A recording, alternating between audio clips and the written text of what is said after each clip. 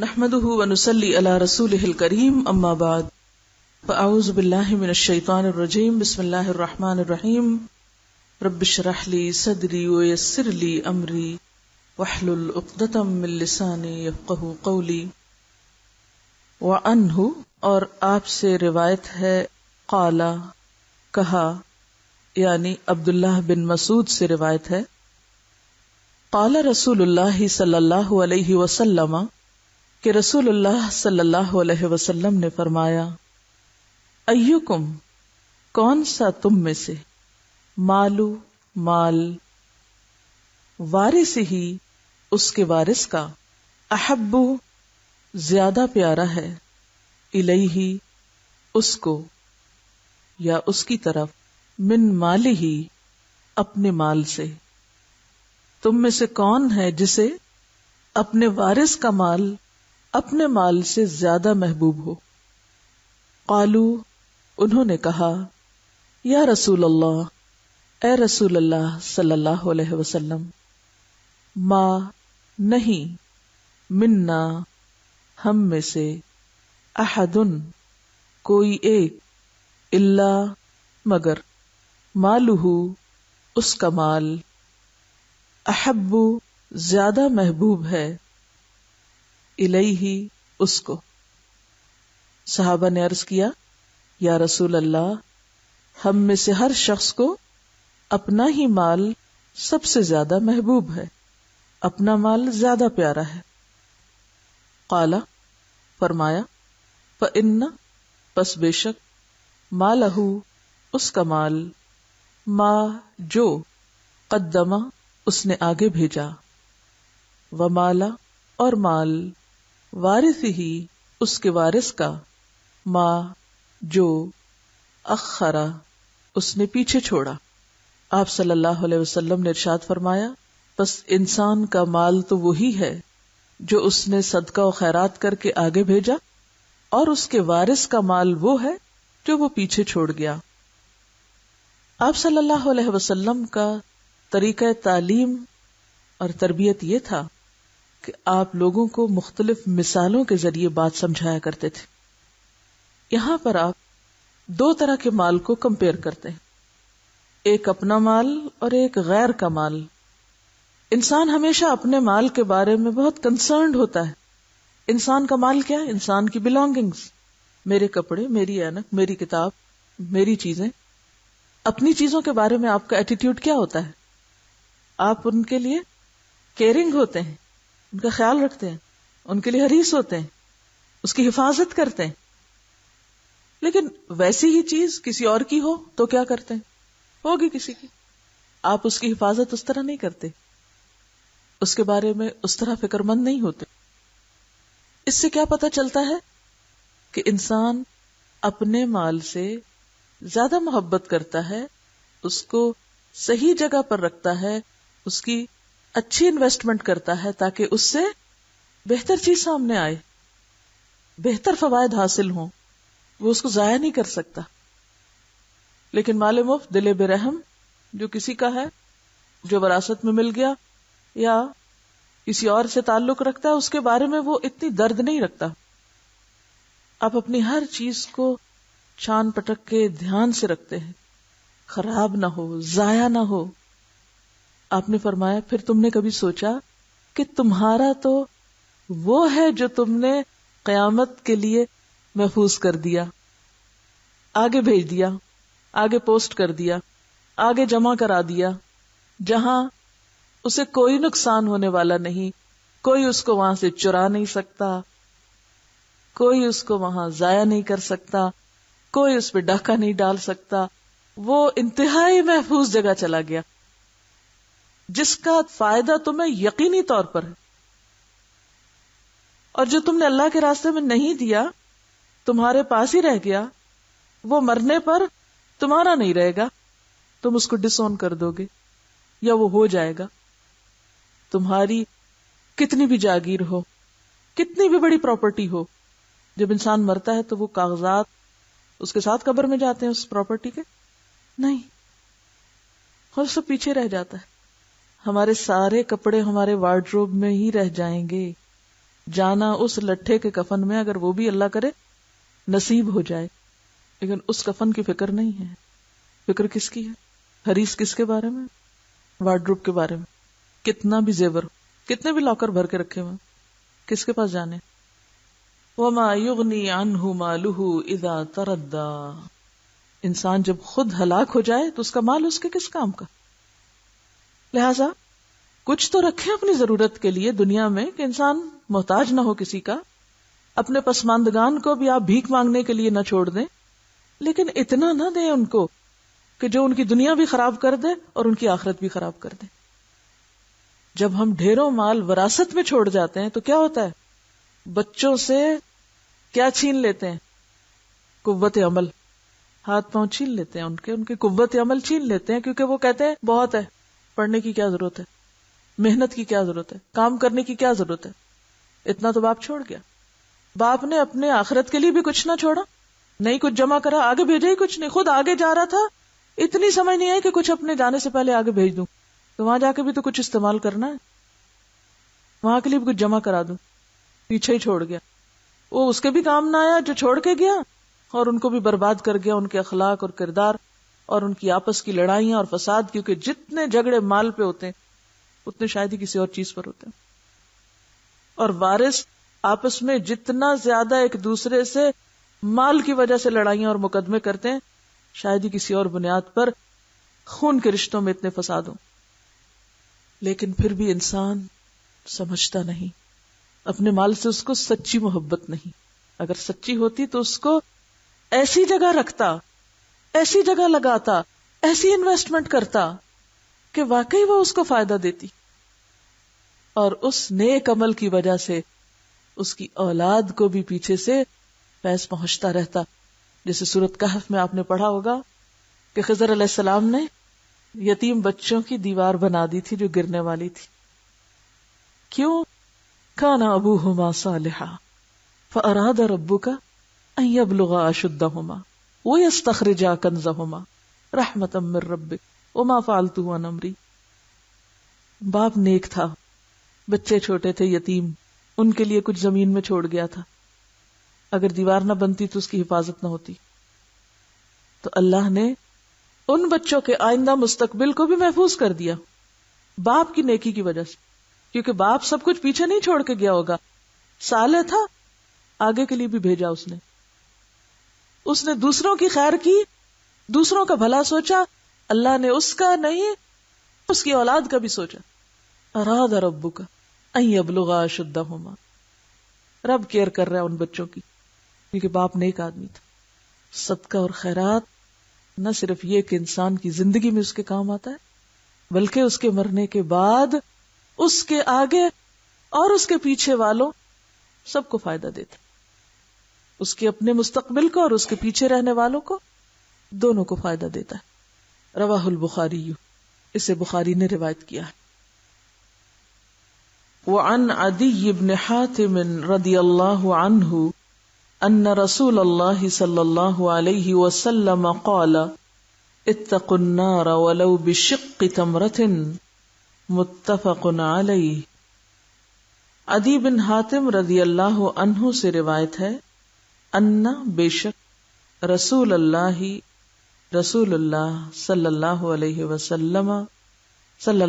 وسلم نے قال فرمایا، اتقو بچو، النار آگ سے بچو، ولو اور اگرچہ، بشق ایک ٹکڑے کے ساتھ، تمرتن ایک کھجور کے، متفق علیہ اسے بخاری اور مسلم نے روایت کیا ہے. حضرت عدی بن حاتم رضی اللہ عنہ سے روایت ہے، رسول اللہ صلی اللہ علیہ وسلم نے فرمایا، آگ سے بچو، خواہ کھجور کے ایک ٹکڑے کے ساتھ. یعنی صدقہ کرنے کے لیے اگر پوری کھجور نہیں تمہارے پاس تو یہ مت سوچو کہ میرے پاس تو ایک کھجور بھی نہیں، میں کیا کروں. اگر آدھی ہے آدھی ہی دے ڈالو، یا آدھی کا بھی ایک حصہ کر لو. شق کہتے ہیں بیسیکلی کسی چیز کے آدھے حصے کو، ٹکڑے کو. مراد اس سے یہ ہے کہ کسی نیکی کی چھوٹی کوانٹٹی کو یا اس کے سائز کے کم ہونے کو بھی چھوٹا نہ سمجھو، کیونکہ اللہ تعالیٰ یہ نہیں دیکھے گا کہ کس نے کتنا بڑا کام کیا. وہ کیا دیکھتا ہے کہ کس نے کس جذبے کے ساتھ کیا کام کیا.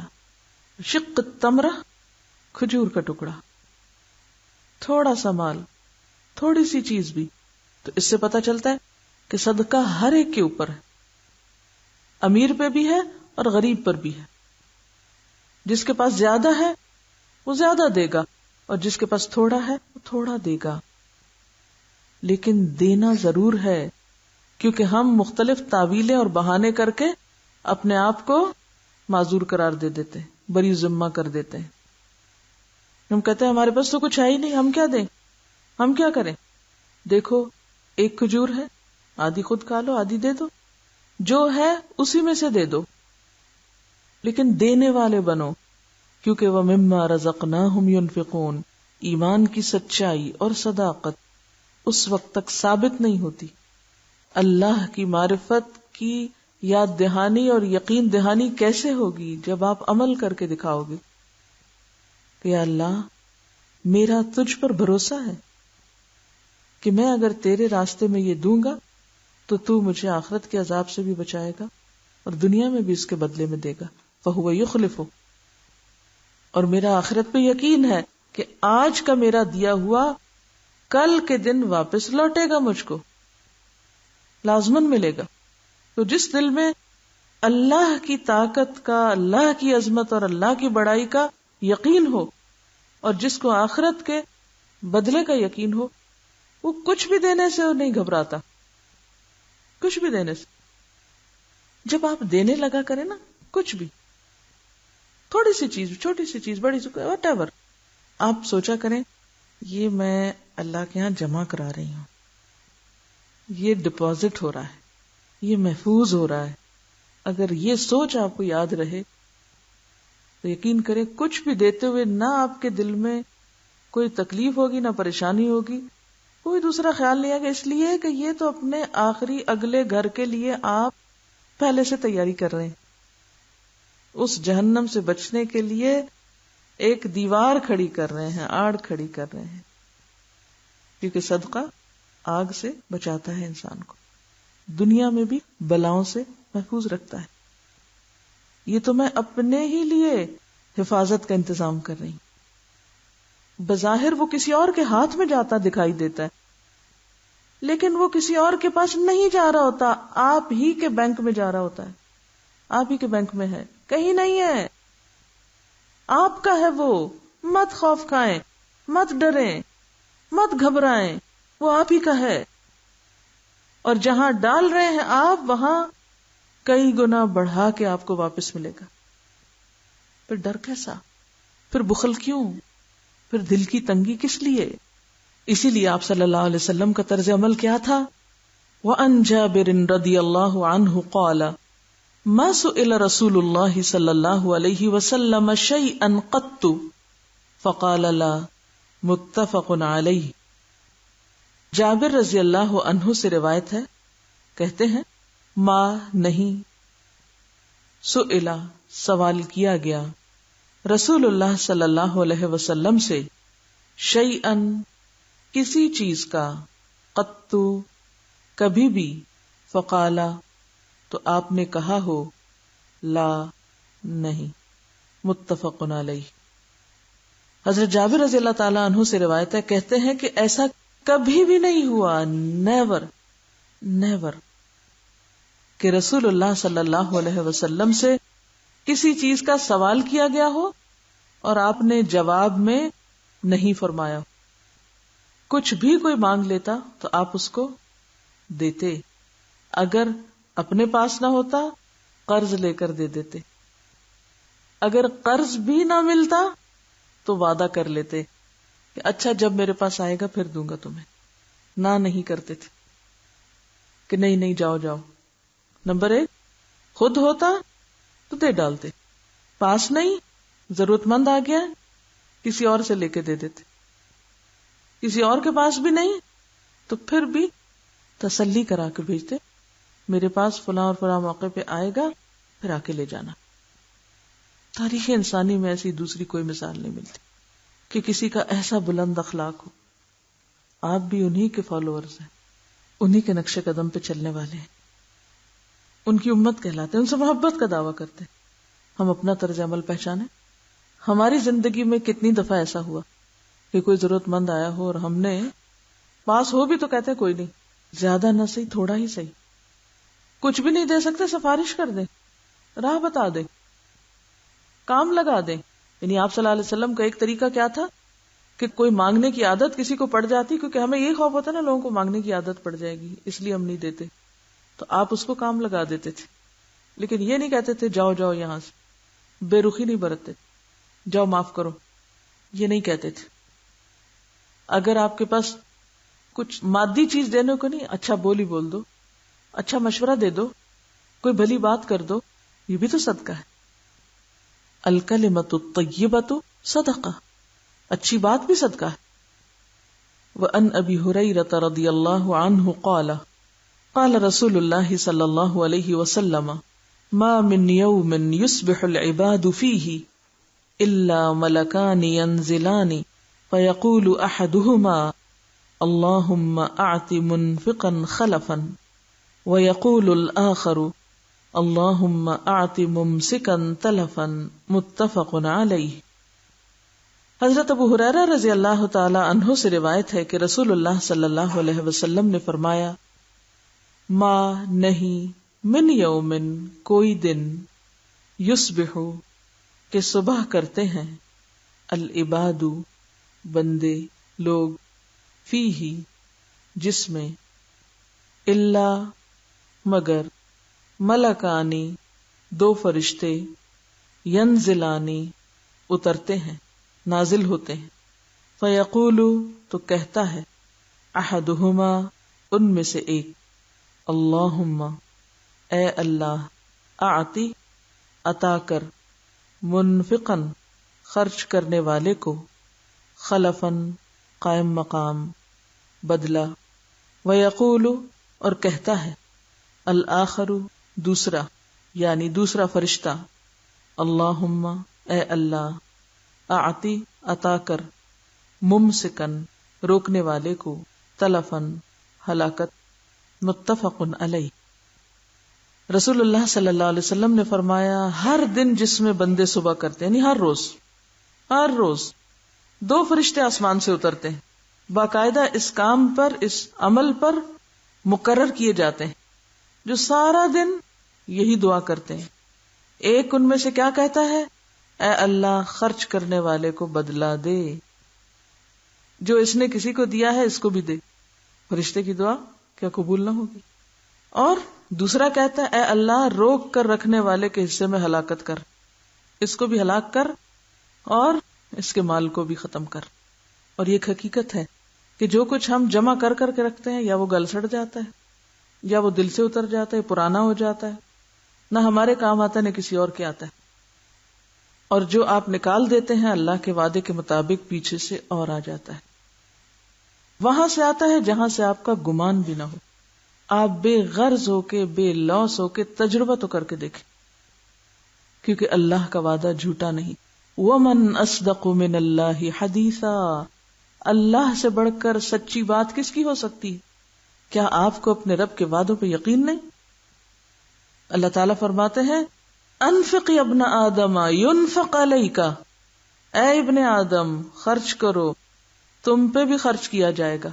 جیسا کہ اگلی حدیث میں آ رہا ہے، یہ حدیث بھی ابو ہریرہ رضی اللہ عنہ سے ہی روایت ہے. وعنہ ان رسول اللہ صلی اللہ علیہ وسلم قال قال اللہ تعالی، کہ رسول اللہ صلی اللہ علیہ وسلم نے فرمایا اللہ تعالیٰ فرماتا ہے. ایسی حدیث قدسی کہلاتی ہے. کیا فرماتا ہے؟ انفق خرچ کر، یبن آدم اے آدم کے بچے، کیا فائدہ ہوگا تجھ کو؟ ینفق علیک، تجھ پر خرچ کیا جائے گا، تو دے تجھے بھی دیا جائے گا. تو یہ اللہ کا قانون ہے، یہ اللہ کا وعدہ ہے، یہ اللہ کا طریقہ ہے. اگر آپ یہ چاہتے ہیں کہ آپ پر رحم کیا جائے آپ کو دیا جائے، آپ کی مشکل آسان ہو، تو پھر اس کے لیے طریقہ یہی ہے کہ آپ دوسروں کے ساتھ احسان کرنے والے ہوں، دینے والے ہوں. تو گویا کسی کے ساتھ احسان کرنا خود اپنے اوپر احسان کرنا ہے. کسی کی بھلائی کرنا دراصل اپنی بھلائی کرنا ہے. کسی کو دینا دراصل اپنے لیے جمع کرنا ہے. اور جو اپنا بھلا نہیں کرتا کوئی اس کے لیے کیا کر سکتا ہے. وآخر دعوانا ان الحمد للہ رب العالمین. سبحانک اللہم وبحمدک نشہد ان لا الہ الا انت نستغفرک ونتوب الیک.